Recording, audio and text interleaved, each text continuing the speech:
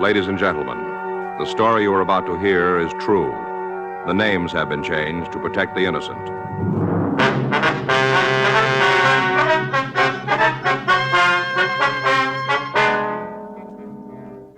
You're a detective sergeant. You're assigned a robbery detail. You get a call that a downtown hotel has been held up by a bandit who carries a sawed-off shotgun. Your job? Find him.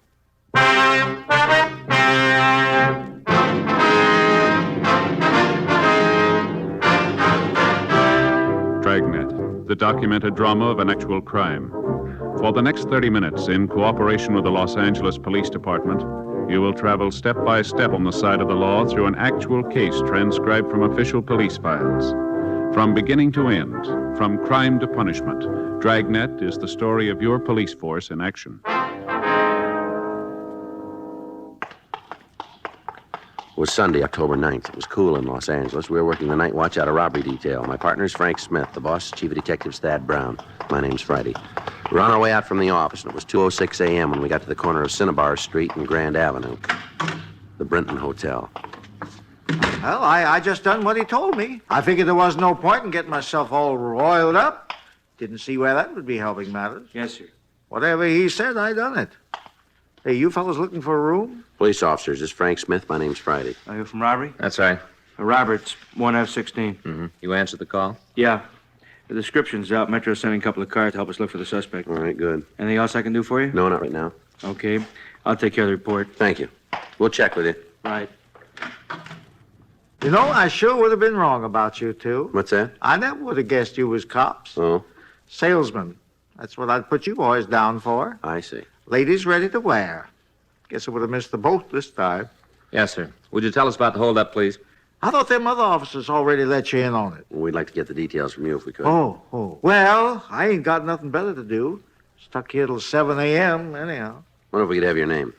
Boxer, Tom Boxer. That's Boxer. That's it, just like a dog. Uh-huh. What time did the robbery take place? 45 minutes ago, along around 1:20, somewhere in there. Mm-hmm. Wasn't 1:30 yet, I'm sure of that. Oh? See, I was listening to the radio. Stan Swift. Who's that? You know Stan Swift. He's on every night, midnight till 6, 7 nights a week. Oh, yeah. The nights go swifter with Swift. That's how he puts it. Uh-huh. Gives a time signal every hour and every half hour. Remember him giving the 1 a.m.? Hadn't given the 1:30 yet, so it must have been around 1:20 when this fella come into the hotel. What'd he do? Walked up to the desk. Yes, sir. I didn't even know he was there. Not at first. Mm-hmm. I was sitting down in that chair, kind of had my back away from the door. Didn't hear him neither on account of being plugged in What was that? to my radio. Oh, I see. This here gadget, see? Mm-hmm. It's into your ear, like so. Yeah, I understand. Lets you listen without waking nobody up. Other end attaches to the set, like so. Mm-hmm. You mean that's a radio? Sure is. You ain't never seen this kind before, huh? No, sir. Transistor. Oh. That's what they call it. Regency transistor. Ain't got no tubes. That's what makes it so small, you see? Carry it around in your pocket if you have a mind to. I see. Real good tone, though. Plenty of volume if you want to let it out. Yes, sir. Now, if you just tell us about the robbery, would you, Mr. Boxer, please? Well, ain't that what I've been doing? Yes, sir. You said this man walked up to the desk? That is right. Maybe stood there a couple of seconds before I sensed him. Mm-hmm. Unplugged myself, got up and asked him if he wanted a room. He said he did, single. Yes, sir. Checked the boxes to see what was vacant. Had my back to him while I was checking. Didn't notice him opening up his satchel. Mm-hmm. Must have been carrying the gun there, in the satchel. Anyway, when I turned around to register him, I found myself staring into the barrel. Shotgun it was. All right, go ahead, please. This is a stick-up, he said. Do what I tell you, and you won't get hurt. I didn't know whether he meant business or not, and I sure didn't aim to test him to find out. Mm-hmm. Yes, sir, I said. You just tell me what you want, and I'll do it. Yeah. I ain't no coward, you understand, but I ain't no hero neither, especially when I'm facing up to a shotgun. Sure. Like the man says, only real heroes are dead heroes. Yes, sir.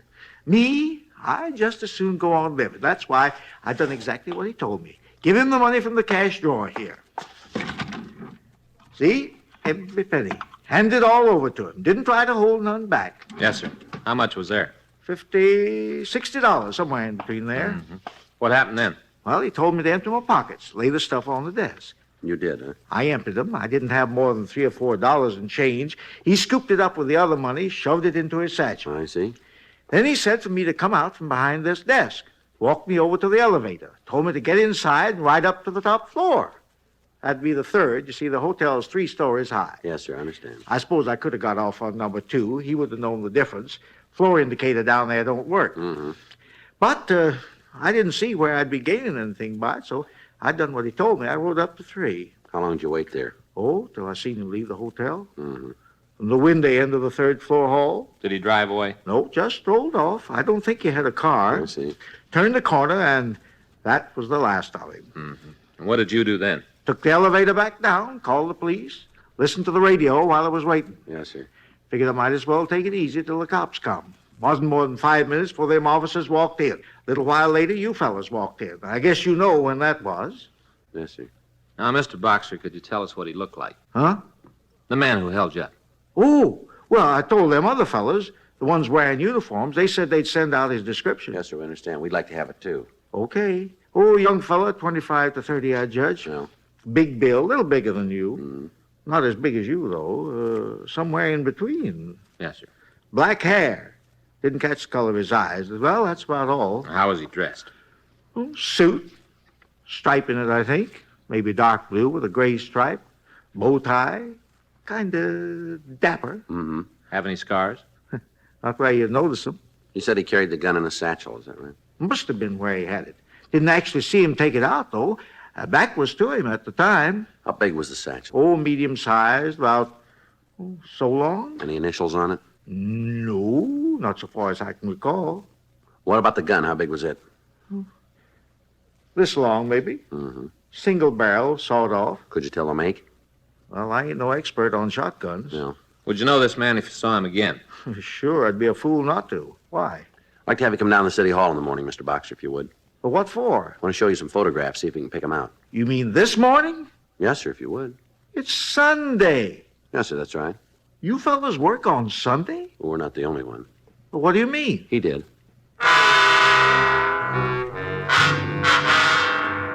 Frank and I checked with the patrol officers who had answered Mr. Boxer's call. They told us that a search of the immediate vicinity had failed to turn up anyone who answered the suspect's description. 3:16 a.m., the crew from the crime lab finished up their investigation. There were no useful fingerprints or other physical evidence in the lobby of the hotel.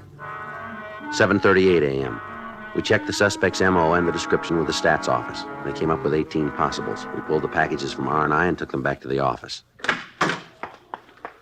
Well, looks like it might rain. Pretty early in the season, isn't it? Yeah, the paper says we're going to have a wet winter. All right? Real good for skiing, I guess. Yeah. That's what you need. Lots of moisture. Heavy snow. You never go skiing. No. Well, No, I thought about taking it up a couple of years ago. Faye blew her stack, though. Oh. Said I'd probably break my neck first time I tried. Sometimes I think she worries more about me than she does about the kids. Good morning, gents. Oh, hi, sir. Hope I haven't kept you waiting. no, sir, not a bit. How are you today, Mr. Boxer? Sleepy. Usually get a couple of hours cat nap during my shift. Kind of missed out on it last night. Yes, sir, I'm afraid you did. Even after all you fellas left, somehow I just couldn't doze off. Listen to Stan Swift till 6 a.m. Mm-hmm. I'll bet you I know more about Egypt than a real live Egyptian. Well, you got them pictures you wanted to show me? Yes, sir, right over here. It's all right if I sit down? Yeah, go right ahead. There you are. This the pile? Yes, sir, take your time. Look at each one as long as you like. Okay. Hey, pretty tough bunch of boys. Yeah. No, it's not him. No. Nope. Well, hey, wait a minute. There is a resemblance. He looks something like this one here. Is it the same man, Mr. Boxer? Oh, no, not the same. Yeah. Similar type, though. Does that help you any? Might. You want to go through the others? Sure. Now, you see this fella? Yes, sir. He's not the same type at all. No. The other one I pointed out was, you can see the difference yourself. Yes, sir. Yeah. Not him. Not him either. Nope. Oh, now, Oh, this is closer to him. Sir? Not as close as that one, the other one, but closer. Yes, sir. Now we're getting further away. No, it's none of these. Is that all you got? Afraid so. Well, it's the best I can do for you. Now, this one here, the one I pointed out first. Yeah, we understand, but it's not the same man, you said. Well, I never said it was. Just said they were similar. Yes, sir. Well, I'm sorry we wasted your time. Oh, it wasn't no waste of time, not as far as I'm concerned. Huh? Remember I telling you about how I try to guess what different folks do for a living? Yeah. Looking at all these pictures will be a big help from now on. How's that? I'll know a crook when I see one. On the following Sunday, October 16th, 2 more hotels were held up by a shotgun bandit. Both robberies occurred during the early morning hours. Both hotels were small. The description of the suspect and his M.O. indicated that he was the same man who had robbed the Brinton Hotel. Frank and I continued our investigation, but we failed to turn up any leads. During the next week, all hotels in the downtown area were alerted. Sunday, October 23rd, the night manager of the Schaefer Arms near the corner of Broadway and Clay reported that he had been robbed at approximately 3:30 a.m. He confirmed the bandit's description and M.O., but was unable to add anything new. The next morning, October 24th, we had a conference with Chief Brown. Doesn't sound to me like you're any closer to him than we were 2 weeks ago. What do you got? Well, not much. Let's have it. Description? Pretty general, isn't it? Afraid so. What else? Well, now he's only worked one area. Yeah? All the hotels are within a mile of Pershing Square. Nothing to keep him from spreading out, is there? So far, he hasn't used a car. You figure he pulled these jobs on foot? Looks that way. Then he must live downtown somewhere. Mm-hmm. Anything about the hotels that might give us a tip-off on his next move? Yeah, they're all small, only one person on duty. Uh-huh. We've marked all the possibles here on a map. You want to take a look at it? Yeah. Okay, right here. These are the ones he's already hit. Here, over here.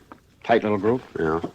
These circles indicate all the other hotels of a similar nature in the downtown area. Uh-huh. Well, he works on Sundays, huh? That's right. What do you got planned for this Sunday? Well, we'll stake out as many as we can. We've asked Metro to give us a hand. We figure we'll have enough men to cover about, 20 likelies, maybe. We plan to run the stakes from midnight till 6 a.m. When he hits, it's usually between 2 and 4. How's it sound to you? About all we can do. Yeah, I want you both stay on this between now and Sunday. See if you can't pick up a lead somewhere. we will. Informant's been able to give you anything? Nope. They holding out? No, I don't think so. I don't think they know who he is. Well, maybe the stakes will work. Maybe. Wait a minute. Let me see that map again. Right here. Funny. See here? Yeah, You said these are the places he's already robbed? that's right. All right together. Draw a line from one to the other and you'd have a square. Yeah. What's this right in the middle of the square? That's the Argus Hotel on South Broadway. That's one he hasn't hit yet. Mm-hmm. Looks like your best bet then. Yeah, that's the way we figured it.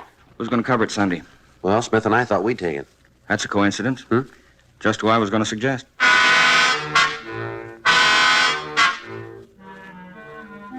During the rest of the week, we continued our investigation, but we failed to turn up any additional information about the suspect. A few minutes before midnight on Saturday, October 29th, men from Metro and Robbery Division staked out 22 locations in the downtown area. Sunday, October 30th, 12:05 a.m. Frank and I entered the lobby of the Argus Hotel, and we walked up to the desk. Sorry, we're full up. Like to talk to the manager if we I can. said we're full up. We're police officers.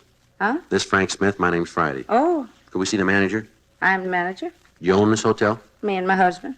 Or maybe we better talk to him. Go ahead. If you can find him. Isn't he here? Nope. Would you know where he is? Nope. Not getting drunk, probably. I see. I work nights, he works days. He don't tell me where he goes at night. I don't tell him what I do during the day. That's our arrangement. Mm. It don't make for a real happy marriage, but it keeps us from killing each other. Yes, ma'am. Is there somebody who could take over for you here tonight? Nope. Now, you're sure your husband didn't say where he was going? We don't talk. Oh. He wants me to know something, he writes me a note, leaves it on the desk, and I do the same for him. I see. We ain't exchanged no words for the last 2 years. Uh-huh. Saves a lot of wear and tear on the nervous system. He never said nothing worth listening to anyway. I see. Well, what do you fellas want? Well, ma'am, several hotels have been held up downtown lately. No. You were warned about it, weren't you? George was warned, left me a note. I see. Well, there's a chance he might come here tonight. If he does, I'm ready for him. Hmm? Got me a gun.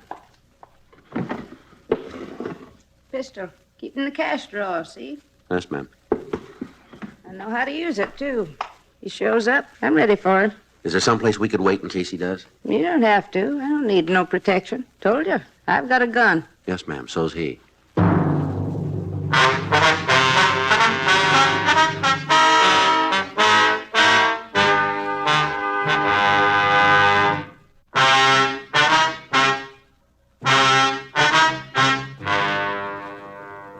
Mrs. Argus finally agreed to let us stake out the hotel. She showed us into a small room off the lobby.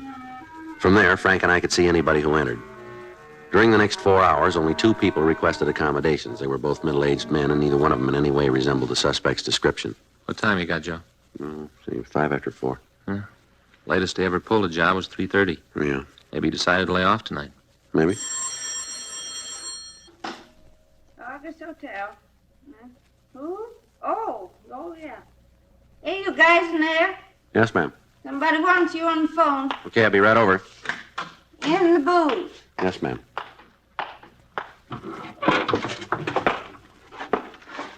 Friday. No, wait a minute. Okay. What's that address? Yeah, I got it, thanks. Right. What's up? Looks like we staked out the wrong places. Yeah? All-night cafe on South Main. The owner was held up. He's pretty badly wounded. Huh? Sawed-off shotgun. Frank and I drove over to the Joplin Grill at the corner of Main and Vincent Place. We talked to the patrol car officers who had discovered Fred Joplin's body. They told us Joplin was unconscious when they found him. They said that they'd call an ambulance and that he'd been taken to Georgia Street Receiving Hospital. We telephoned the hospital and asked them to be notified as soon as the victim was available for questioning. 4:42 a.m., Lieutenant Lee Jones and the crew from the crime lab began their investigation. Frank and I went back to the office. October 30th, 10:17 a.m., Georgia Street reported that Joplin had recovered consciousness. We drove down there and talked to Dr. Sebastian. He said that Joplin was suffering from shock and loss of blood. He also said that Joplin's right shoulder was severely lacerated and that there was a possibility the arm would have to be amputated. 10:46 a.m., we interviewed the victim. Sat down on the stool and asked for a cup of coffee. Yes, sir. I turned around, picked up the Silex, started filling the cup. Time I was finished, he'd got his gun out. Guess he had it in that bag he's carrying. Yes, sir. Told me it was a stick-up. Said to give him the money from the register or he'd shoot me. I didn't say nothing, just stood there kind of staring at him. Yeah. He raised up his gun. Shotgun it was. Yes, sir. I mean business, mister. That's what he said next. I mean business. I see. I still didn't say nothing, just stood there with that cup of coffee in my hand. Start moving, he said. Voice sounded real low and mean. Didn't seem to match his face. Sort of a pleasant-looking fella. Voice was mean, though. Yeah. Started gesturing with that shotgun, pointing toward the register. That's when I let fly. With a cup of coffee. Smashed it right into his face. I see. Must have given him quite a jolt. Yes, sir. Didn't keep him from shooting me, but it sure wrecked his aim some. Leastways, I'm still here. Don't remember nothing after that. I see. Sure hit him a good one, though. Them coffee cups ain't the lightest things in the world. Yes, sir, I understand. Not to mention the coffee itself. Scalding hot it was. Right here. That's where I belted him. Right in the jaw. Used to be a ball player, you know. Is that right? Wasn't a pro exactly, but I had a first-rate pitching arm. Lefty Joplin, that's what they used to call me. Back in Junction City, Kansas it was. Local merchant sponsored our team. Pitched 16 winners one season. Best record in the league. Yes, sir, it's very good. Well, I ain't lost all my technique. Leastways, I sure whacked him with that cup. Yes, sir. Doc say anything to you fellas about how I'm doing? Well, just that you're getting along. He make up his mind about my right arm yet? What? Whether I'm going to lose it or not? No, sir, he didn't tell us. Guess in a way I'm kind of lucky. What? Being left-handed.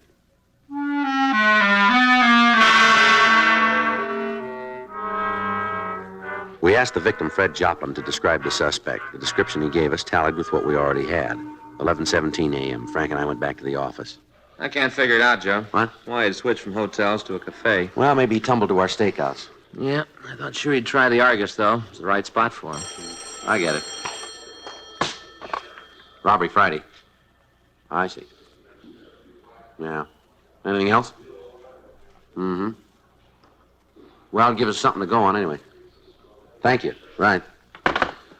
Lee Jones in the lab. What's he got? Well, Joplin was right. He sure didn't miss with that coffee cup. They find the pieces? More than that. Huh? Found a broken front tooth. Analysis of the broken tooth revealed that it was part of a lower incisor. From what we learned of the suspect, it seemed likely that he would make an immediate effort to have the tooth replaced. For the next 3 days, Frank and I interviewed dentists in the immediate vicinity of the robberies. Thursday, November 3rd, 3:17 p.m. We questioned Dr. Clinton Potterfield in his office on the second floor of the Marsh building. Yes, I believe I had such a patient last Monday. Broken incisor? Yes, that's right. Could you tell us what he looked like? Oh, young man, about 30, nicely dressed, seemed very pleasant. Did he say what had happened to his tooth? Yes, he did. Automobile accident. I see. He knocked it against the steering wheel. Uh-huh. He wanted a new fitting right away. Yes, sir. Agreed to make him a temporary as soon as I could. It should be finished tomorrow. Mm-hmm. He offered to pay me extra if I'd hurry it up. I told him you can't rush a new bridge, even a temporary. Yes, sir. Did he give you his name and address? Well, not me personally. My receptionist takes care of those details. Yes, I understand. Would you mind checking with her? No, not a bit. Excuse me. It's about time we got a break. Oh. Hey, look out there. Starting to rain. Yes, sir, it is. Yeah, just like the paper said. It's going to be a wet winter. Here you are, gentlemen. I had her copied down for you. Thank you. Philip Seaver. Huh? Yes, that's correct. His address is right there, too. Yeah. Well, at least we know one thing now. What's that? Why he skipped over the Argus Hotel. Yeah? He lives there.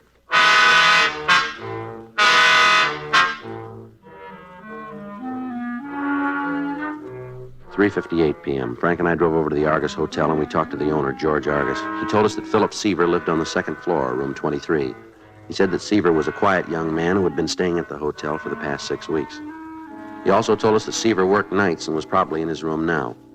We took the elevator up to the second floor. There it is. All right. Yeah. All right, Hey, face off, what's get that against there? the wall there. What? Move!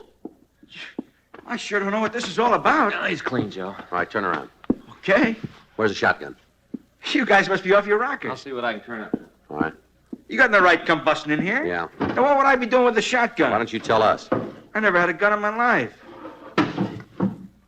Boy, you cops sure make the darndest mistakes. I bet you picked the wrong guy up half the time. Yeah, sure. Look, there's nothing in that bureau except my clothes there, fella. Yeah, what about this? Well, it's just a satchel, that's all. It's locked.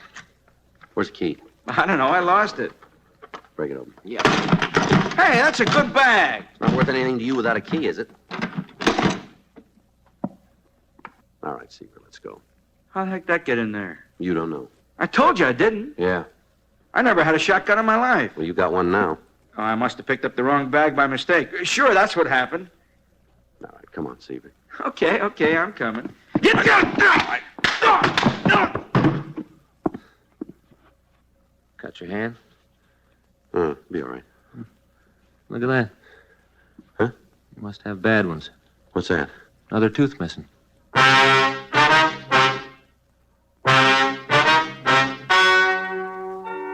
The story you have just heard is true.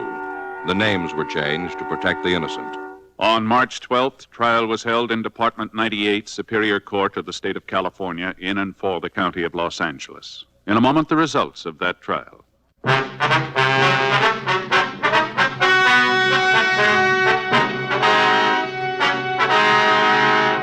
Philip Herbert Seaver was tried and convicted of robbery in the first degree, 5 counts, and received sentence as prescribed by law. Robbery in the first degree is punishable by imprisonment for a period of not less than 5 years in the state penitentiary. Because of the viciousness of the suspect, it was decided that the terms would run consecutively.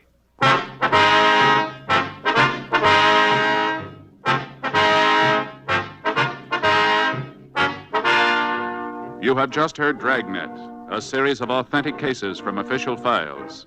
Technical advice comes from the Office of Chief of Police W.H. Parker, Los Angeles Police Department.